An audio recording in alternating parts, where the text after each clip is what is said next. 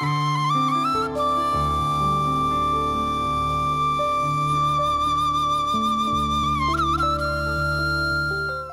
TV நேயர்களுக்கு இந்த அருமையான பொழுதிலே இனிமையான காலை வணக்கம். ஆக மனிதர்களாக மற்றவர்களை மகிழ்ச்சிப்படுத்தவர்களாக இருப்பதற்கு ஆளுமை, பர்சனாலிட்டி என்று சொல்வார்கள், செல்வாக்கு செலுத்துகிறது. அப்ப ஆளுமையில எவ்வாறான செல்வாக்கு இருக்கிறது? அப்ப வாட்சன் என்ற அறிஞர் சொல்லுவார், சூழலின் செல்வாக்கு தான் அதிகம். அவர் சொல்லுவார், என்னிடம் ஒரு 10 குழந்தையை தாருங்க, நீங்க அவனை எப்படி உருவாக்கணும், டாக்டர் ஆகணுமா, என்ஜினியர் ஆக்கணுமா, கள்ளன் ஆக்கணுமா, நான் செய்தார். ஆகையில் அவர் என்ன சொல்றார்? சூழலின் செல்வாக்கு இதுல முதன்மை நிலை அடைகின்றது. பாருங்க, அப்ப நாங்க ஆபிரகாம் லிங்கன் அவர் எடுத்து பார்த்தா அவருடைய ஆளுமையின் அதி உன்னத பண்பு நேர்மை. பாருங்க, அதே போல ஹிட்லர் எடுத்து பார்த்தா அவருடைய ஆளுமையினுடைய உயர்ந்த பண்பு கொடூரத்தன்மை. அதே போல அன்னை தெரேசா அவர்களுடைய ஆளுமையை எடுத்து பார்த்தால் மனித நேயம். ரைட்? அப்ப இதே போல உங்களுடைய ஆளுமையை யோசியுங்கள். இந்த நிகழ்ச்சியை பார்த்து கொண்டிருக்கின்ற நீங்கள், உங்களுடைய ஆளுமையில எது கூடுதலான செல்வாக்கு? 50%. இந்த நான் சொன்ன இந்த 3 இன்னும் கணக்கே இருக்கு. அப்ப என்னுடைய ஆளுமையிலே என்ன செல்வாக்கு?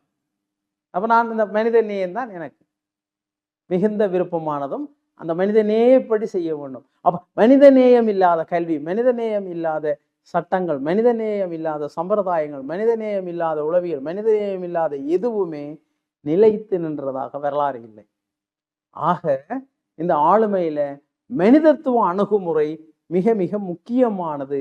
மனிதர்களை மதித்தல், மனித உரிமைகளை மதித்தல், மனித நேயம், அன்பு, கருணை, பாசம், மனித விழுமியங்களை கை கொள்ளுதல், இது ஆளுமையிலே ஒரு மிகச்சிறந்த உன்னதமான ஆளுமை உள்ளவர்கள் சொல்வார்கள். பொன்மயமான ஆளுமை உள்ளவர் பிளேட்டோ சொல்லுவார், இவர்கள் பொன்மயமான ஆளுமை உள்ளவர்கள். இதே போல இது குறைவாக இருக்கிறவர்கள் பார்த்தீங்கன்னா வெள்ளிமயமான ஆளுமை உள்ளவர்கள். அடுத்தது இன்னும் குறைவாக நாங்கள் சொல்றோம் தானே, இப்போ விமர்சிக்கிறோம் இந்த வாழ்வெட்டு, இந்த அசிங்கங்கள், இந்த இதெல்லாம் செய்கிறவர்கள், இவர்கள் இரும்புமயமான ஆளுமை உள்ளவர்கள் என்று அதை பிரிக்கிறாங்க. ஆக இந்த ஆளுமை குறைபாடுகள் காரணமாகத்தான் ஒரு சமுதாயத்தில், ஒரு நாட்டில் பல பிரச்சனைகளும் சிக்கல்களும் ஏற்படுகின்றன. ஆக இந்த ஆளுமை குறைபாட்டை நீக்குவதற்கு என்ன செய்யலாம்? அப்ப சிறு பாடசாலை மாணவர்கள் தொடர்பாக உன்னதமான அன்பு, பாசம், நேசம், மனித உறவாடல், ஆள் அகத்திறன்கள், ஆள் இடைத்திறன்களை விருத்தியாக்குறது, உடன்பாடாக பேசுதல், நேர்மயமான சிந்தனை, மன எழுச்சிகளை சமநிலைப்படுத்துதல், சமூகமயமாக்கல், சோசலைசேஷன், ஒரு நிகழ்ச்சிக்கு போறது, என்ன பண்டிகைகளுக்கு போறது, நாடகம் நடிக்கிறது, பாடுறது, ஒரு மனிதன் சமூக விலங்கு என்று சொல்வார்கள். நம்பகரமானவராக இருத்தல், காரண காரிய தொடர்புகளை சரியாக புரிந்து கொள்ளுதல், இது ஆளுமையில பெரிய செல்வாக்கு செலுத்துறது. அடுத்தது தீர்மானங்களை எடுத்தல். பாருங்க, நீங்கள் எப்படி தீர்மானத்தை எடுக்கிறீங்க? மனிதத்துவ அணுகுமுறையிலா, அல்லது விஞ்ஞான அணுகுமுறையிலா, அல்லது உணர்ச்சி வசப்பட்டா பாருங்க, அல்லது யதார்த்தமாகவா?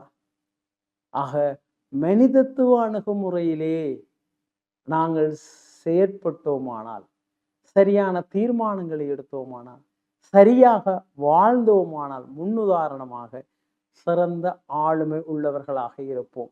அப்ப சிறந்த ஆளுமை உள்ள நாடு பொருளாதார அபிவிருத்தி, சமூக அபிவிருத்தி, ஒழுக்க அபிவிருத்தி, ஒரு மகிழ்ச்சிகரமான நாடாக அமையும். ஆக எங்களோட நாட்டை நாங்கள் மிக விரைவாக இந்த ஆளுமையுள்ள மனிதர்களை உருவாக்கி, ஆக இப்போ இந்த முரண்பாடுகளை நீக்கி உருவாக்கி ஒரு நல்ல நாட்டை உருவாக்குவோம். நன்றி, வணக்கம்.